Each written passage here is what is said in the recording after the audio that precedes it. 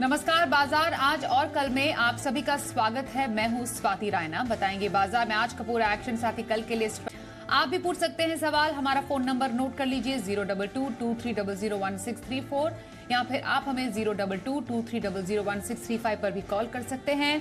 Facebook पर @जी business online, Twitter पर यानी एक्स पर @जी बिजनेस अपने सवाल भेजिए #बाजार आज और कल लिखकर।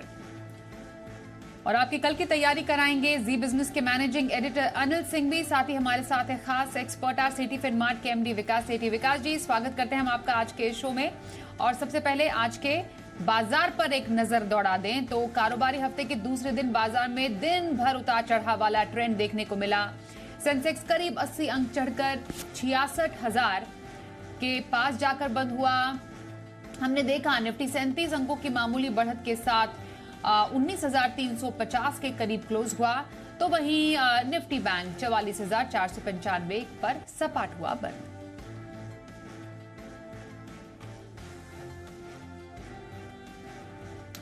और आइए अब हफ्ते के दूसरे कारोबारी दिन बाजार में इस हलचल के क्या मायने हैं समझते हैं जी बिजनेस के मैनेजिंग एडिटर अनिल सिंह से।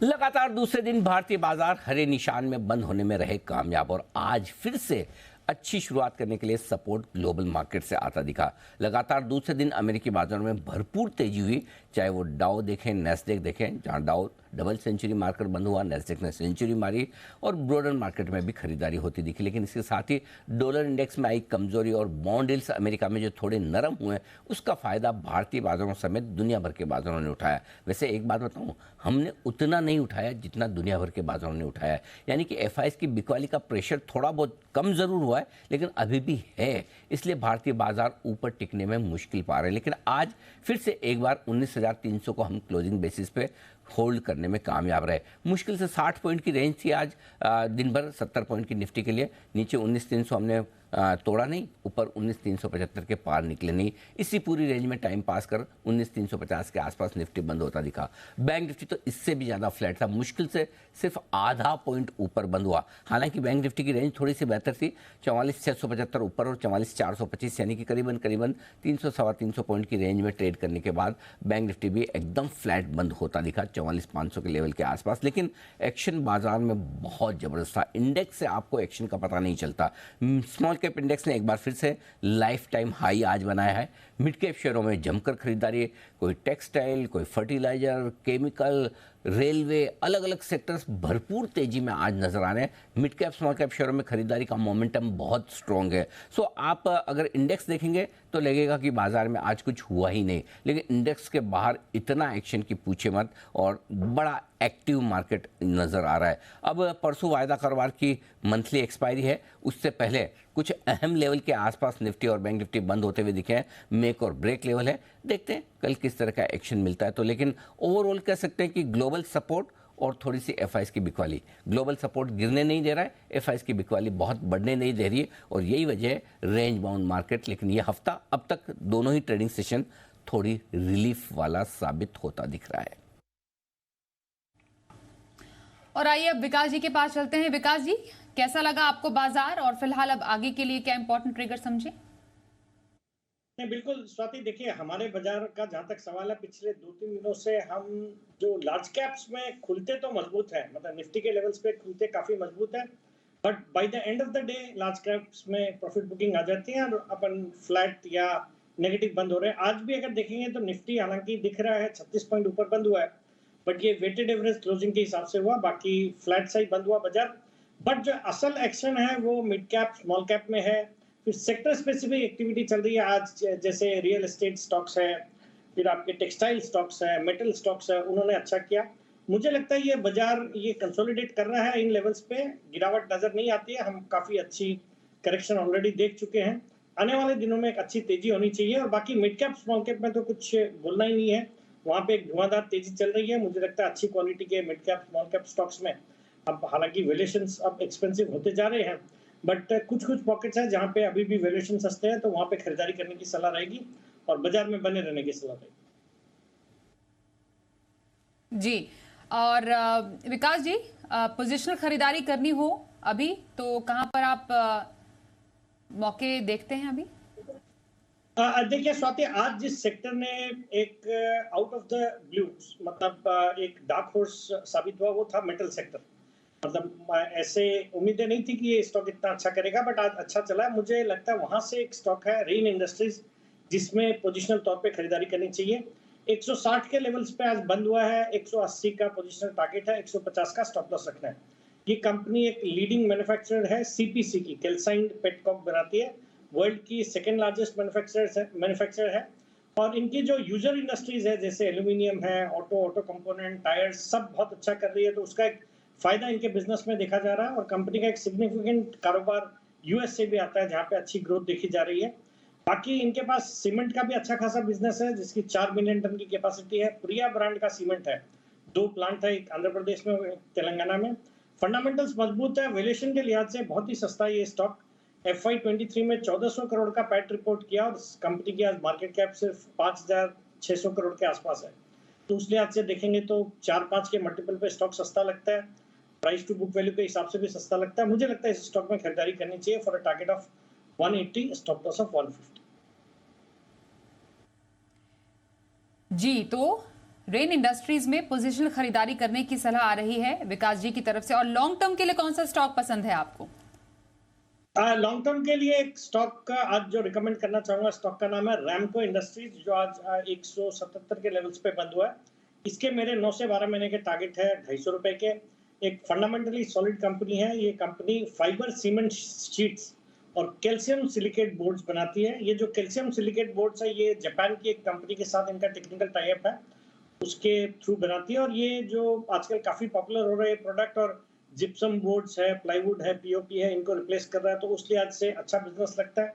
फिर विंड पावर की इनकी एक अच्छी खासी 16-17 मेगावाट की कैपेसिटी है।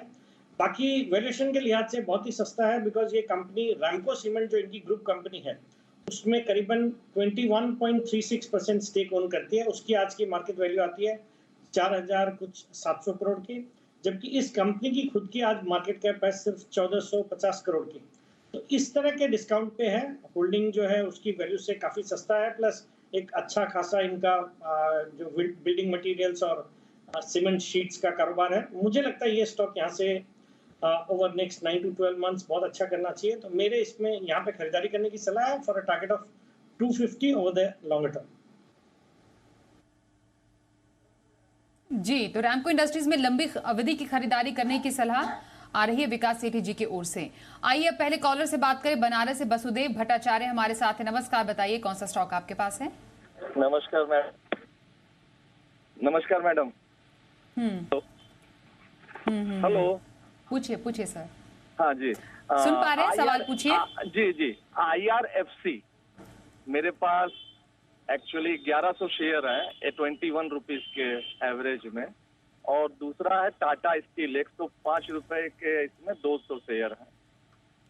और मुझे बेचने की कोई जल्दी नहीं है, क्योंकि आपके यहाँ क्वेश्चन वगैरह होती हैं, तो मैं केवल जस्ट इंक्वायरी के लिए पूछ रहा हूँ लॉन्ग टर्म। ओके जी, ठीक है जी। विकास जी बताइए, IRFC और टाटा स्टील। हाँ, पहले तो मिस्टर वासुदेव भट्टाचार्य जी, अगर मैंने नाम ठीक सुना तो उनको तो बधाई देनी है। एक तो IRFC में अच्छे लेवल्स पे इन्वेस्टमेंट किया, और आजकल रेलवे पूरा सेक्टर बहुत अच्छा कर रहा है, और रेलवे स्टॉक्स में जबरदस्त तेजी बनी हुई है। और ये स्टॉक भी यहाँ से भी मुझे लगता है आने वाले महीनों में अच्छे अपसाइड और आ सकते हैं। तो एक अच्छे लेवल्स पे एंट्री की है, हालांकि बहुत ही दमदार मुनाफा हो रहा है, इनको बधाई के पात्र है, बट फिर भी बने रहने की सलाह है। यहाँ पे भी आगे और सब्सटेंशियल गेन्स के लिए बने रहे।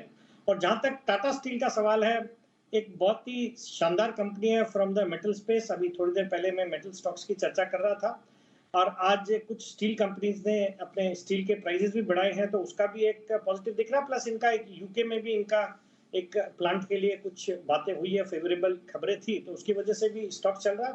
बट करंट लेवल्स पे वैल्यूएशन बहुत ही सस्ते हैं। लॉन्ग टर्म का अगर इनका नजरिया है तो डेफिनेटली इन लेवल्स पे टाटा स्टील में बने रहना चाहिए। ओके, तो रहिए आपके स्टॉक्स पर आए, और अगले कॉलर से भी बात करते हैं। डोंबिवली से नागराज धुम्मड़ हमारे साथ है। नमस्कार, बताइए कौन सा स्टॉक आपके पास है? मैंने परचेज किया Andhra sugar at 50 share at the rate 147.19। तो इसका क्या करेंगे? और दूसरा है अनुपम केमिकल, उसका 10 शेयर थे एट द रेट 780।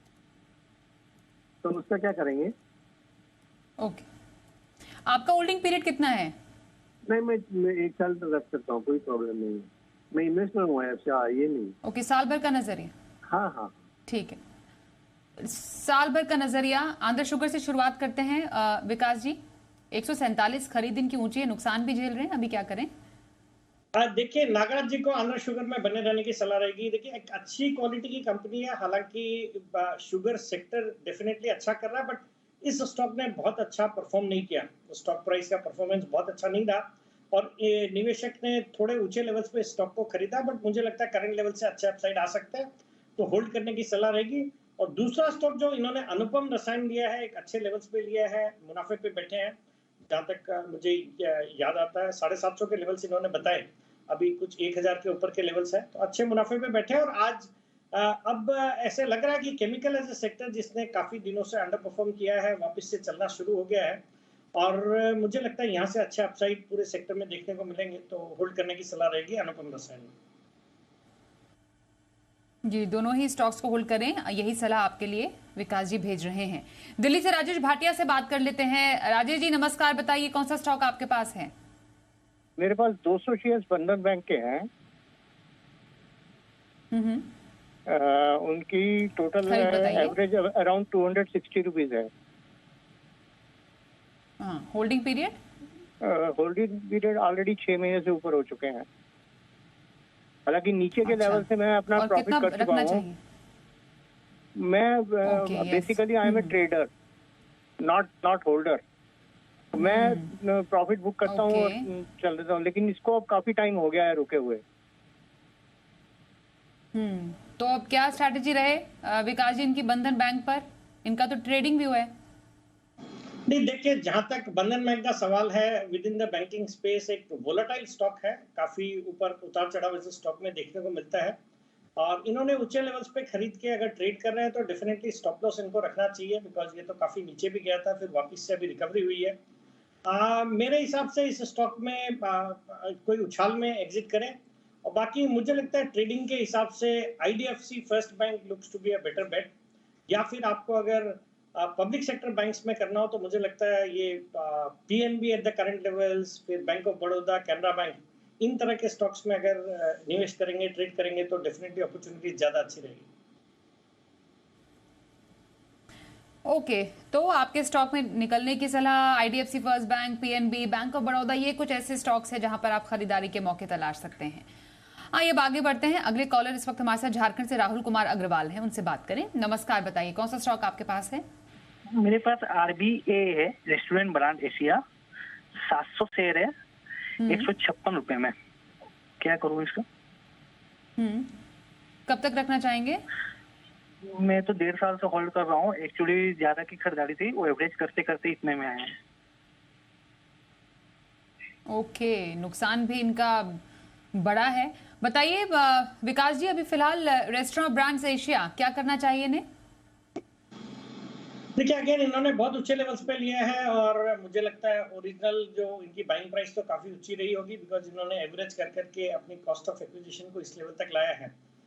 स्टॉक ने परफॉर्म नहीं किया है पिछले साल भर में, काफी इसी तरह के रेंज पे रह रहा है स्टॉक, बट हाल के दिनों में हमने एक अच्छी तेजी इस स्टॉक में देखी है। मुझे लगता है यहाँ से अपसाइड्स बन सकते हैं और इनके भाव आ सकते हैं, तो मुझे लगता है करंट लेवल्स पे होल्ड करें और अपने भाव आने पे एग्जिट करके कोई दूसरे अच्छे स्टॉक में इन्वेस्ट करेंगे तो ज्यादा अच्छा रहेगा।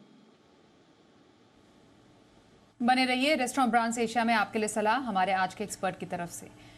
अगले कॉलर से अभी अगला सवाल लेते हैं, हमारे पास सोशल मीडिया पर आ रहा है। पहले दिल्ली से राजेश भाटिया का सवाल है, बंधन बैंक इनके पास है, 200 शेयर है, 260 रुपए 35 पैसे की खरीद। ओके, सॉरी, अगले कॉलर से बात करते हैं, अगले सवाल को लेते हैं। तापस जी से सवाल लेते हैं। नमस्कार तापस जी, बताइए क्या सवाल है आपका?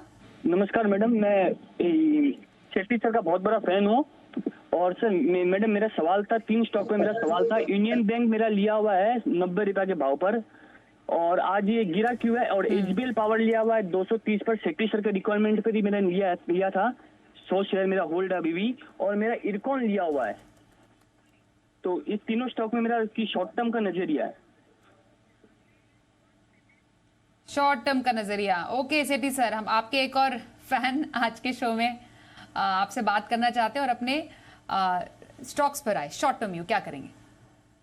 बिल्कुल, पहले तो तापस जी को धन्यवाद अच्छे वर्ड्स बोलने के लिए, अप्रिशिएट करने के लिए। बाकी देखिए, जहां तक यूनियन बैंक का सवाल है, मैं स्टॉक पे बुलिश हूं। मुझे अच्छा लगता है ये स्टॉक। ये एक मिड साइज की पीएसयू बैंक है, परफॉर्मेंस अच्छा रहा है। आज जो गिरावट आई है वो समझना पड़ेगा क्यों आई है, बट ओवरऑल परफॉर्मेंस इस क्वार्टर का भी अच्छा था। होल्ड करने की सलाह रहेगी। जहां तक एचबीएल पावर का सवाल है, मैं इस स्टॉक पे बहुत बुलिश रहा हूँ। ये जो ओडिशा में अनफॉर्चुनेट ट्रेन एक्सीडेंट हुआ था 2 जून को, उसके बाद 6 जून को मैंने जी बिजनेस पे इसको 125 रुपए के आसपास रिकमेंड किया और वहां से तो दमदार तेजी हुई है। 278 के लेवल्स पे आज ये स्टॉक ट्रेड कर रहा है in a span of just 2 months. बाकी इन्होंने भी अच्छी एंट्री कर ली, 200 अगर 20-25 के आसपास लिया है तो वहां से अच्छा अपसाइड है। बाकी इस स्टॉक पे बुलिश हूँ। कवच बनाने वाली कंपनी है और कवच पे सरकार का पूरा फोकस है, जो रेलवे की सिग्नलिंग सिस्टम या railway train collision avoidance systems बनाती है। मुझे लगता है स्टॉक लॉन्ग टर्म में यहाँ से और अच्छा करेगा, तो होल्ड करना है। और इरकॉन भी देखिए रेलवे का स्टॉक है और एक अच्छी क्वालिटी की कंपनी है, पूरा सेक्टर अच्छा कर रहा है। हालांकि सभी स्टॉक्स बढ़ गए हैं, वैल्यूएशन अब उतने सस्ते नहीं रहे, बट यहाँ से भी हो सकता है गिरावट आए, मतलब एक गिर के फिर बढ़े। बट ओवरऑल अगर आपका 9 से 12 महीने का नजरिया है तो यहाँ से भी अच्छे अपसाइड मिलेंगे, तो होल्ड करना है इरकॉन को। जी सर, अगले कॉलर से भी बात करें। हरियाणा यमुनानगर से सनी सिद्धना हमारे साथ है। नमस्कार, बताइए कौन सा स्टॉक है आपके पास? मेरे पास एसबीआई है, 582 का है मेरे पास। मेरे पास लगभग शेयर कितने हैं? 171। 171। और कब तक का आपका होराइजन है रखने का? मैम लगभग 1-2 मंथ तक। छोटा नजरिया एसबीआई पर रख रहे हैं, बताइए स्ट्रैटेजी कैसी है विकास जी? नहीं, सनी जी को एसबीआई पे बिल्कुल बने रहना है। स्टॉक हालांकि बहुत अच्छे नतीजे आए थे इस तिमाही के, बट उसके बाद स्टॉक में प्रॉफिट बुकिंग हुई, स्टॉक नीचे आया, वहां से थोड़ी रिकवरी हुई है। बट मुझे लगता है इनके भाव तो बहुत जल्दी देखने को मिल जाएंगे। बाकी चूंकि इनका महीने 2 महीने का नजरिया है, तो उस दौरान में भी इसमें अच्छे मुनाफे की उम्मीद है। I am expecting the markets to bounce back, और मुझे लगता है we'll again touch new highs and that would be led by banking stock, जिसमें एसबीआई भी पार्टिसिपेट करेगा। तो एसबीआई पे बुलिश हूं और होल्ड करने की सलाह। होल्ड करें एसबीआई को, यही राय आपके लिए विकास जी दे रहे हैं। जयपुर से पुरुषोत्तम जी से भी बात करते हैं। नमस्कार, बताइए क्या सवाल है आपका? मैडम, मेरा 3 स्टॉक पे सवाल है। एक तो मेरे पास उनोमिंड है 100 शेयर 630 के भाव पर, और मेरे पास खादिम है 280 के भाव पर, और मेरे पास हेलो हाँ, सुन रहे हैं। तीसरा स्टॉक कौन सा है? तीसरा स्टॉक मेरा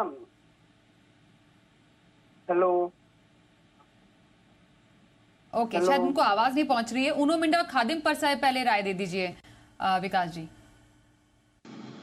जहां तक उनो मिंडा का सवाल है, क्वालिटी कंपनी है, ऑटो कंपोनेंट स्पेस से है, स्पेस पे भी मैं बुलिश हूं, और ये तो विद इन द स्पेस एक बहुत ही दमदार क्वालिटी की फंडामेंटली स्ट्रॉन्ग कंपनी है। मुझे लगता है इसलिए स्टॉक में बिल्कुल बने रहना चाहिए। लंबी अवधि में यहाँ से अच्छे अपसाइड देखने को मिलेंगे। और जहां तक खादिम का सवाल है, मैं पर्सनल रीजन से लेदर स्टॉक्स पे न निवेश करता हूँ, न निवेश करने की राय देता हूँ। So it will be difficult for me to give an opinion on the same. बाजार पर क्या रखें खास स्ट्रैटेजी और बाजार के लिए अहम संकेत समझते हैं अनिल जी से। भारतीय बाजारों के बंद होने के वक्त डाउ फ्यूचर्स लगभग 35 अंक ऊपर तो नैस्डैक फ्यूचर्स 15 अंक ऊपर ट्रेड करते हुए दिख रहे थे। बहुत ही छोटी रेंज में, कोई खास बड़ी तेजी या मंदी के संकेत अमेरिका से आए नहीं है फ्यूचर्स के लिहाज से। 2 दिनों से अमेरिकी बाजार मजबूती के साथ बंद हुए।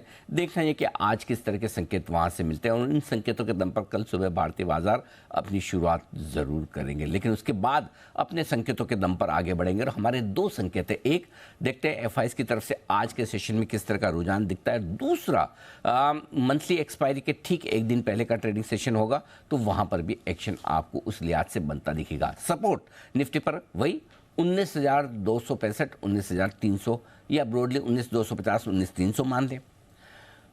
ऊपर की तरफ 19,375 से 19,425 की रेंज हल्की फुल्की रुकावट की। बैंक निफ्टी का जहां तक सवाल है 44,500 पर हम बंद हुए। 44,200 44,350 रहेगा मजबूत सपोर्ट और ऊपरी स्तरों पर 44,675 से 44,825 की रेंज मुनाफा वसूली के लिहाज से। तो indices major index Nifty bank Nifty Sensex बड़े सीमित दायरे में है, लेकिन ब्रॉडर मार्केट का एक्शन भरपूर है और कल भी इस ट्रेंड में बदलाव होने की संभावना कम है। अगर ग्लोबल मार्केट से कोई बड़े संकेत आ जाए या फिर भारतीय बाजारों में कोई ऐसी खबरें आ जाए जिनके दम पर स्टॉक्स या सेक्टर्स या कोई ग्रुप के शेयर ऊपर नीचे हो जाए तब तो अलग बात है। अदरवाइज इंडेक्स एकदम रेंज बाउंड और स्टॉक्स भरपूर एक्शन में, यही ट्रेंड कल आगे बढ़ने की आप उम्मीद कर सकते हैं। और आइए अब देखते हैं कल का ऑप्शन।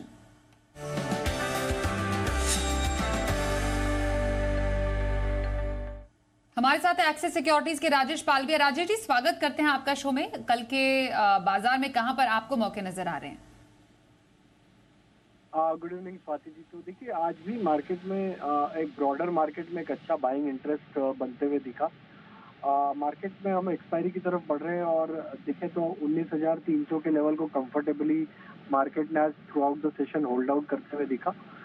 जिस तरीके के डेटा सेटअप बने, हमें लगता है यहाँ से फर्दर मूव एक्सटेंड होते हुए दिखना चाहिए टुवर्ड्स 19,400 19,440 की तरफ।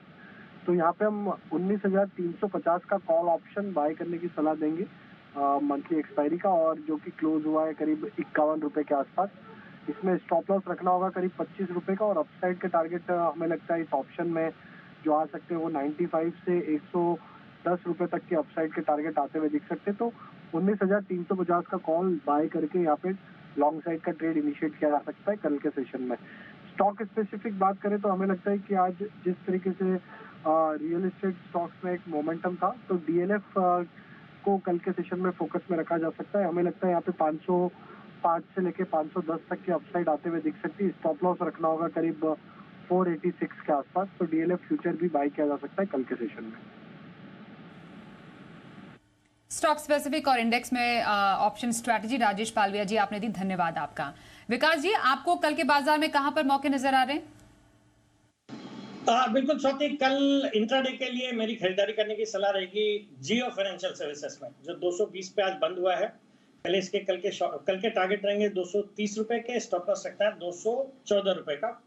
रिलायंस ग्रुप की कंपनियां हाल ही की लिस्टिंग है, और जिस तरह से फाइनेंशियल सर्विसेज का जो सेक्टर है मुझे बहुत ही अच्छा लगता है, ट्रिमेंडस अपॉर्चुनिटीज है। और इस कंपनी की तो डिजिटल फोकस है, टेक्नोलॉजी पे भी काफी स्पेंड कर रहे हैं, मुझे लगता है बहुत ही दमदार रहेगा। प्लस इनके पास जो इनकी ग्रुप कंपनीज रिलायंस रिटेल और रिलायंस जियो, उसका जो कस्टमर और सब्सक्राइबर बेस है, उसका एक बड़ा फायदा इस कंपनी को होना चाहिए।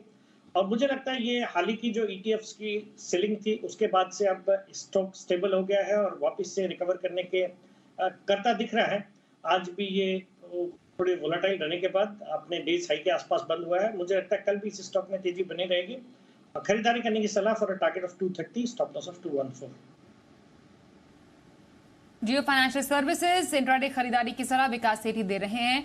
धन्यवाद सर हमारे साथ इस कार्यक्रम में शामिल होने के लिए। रुकेंगे एक ब्रेक के लिए, आगे भी खबरों का सिलसिला जारी रहेगा।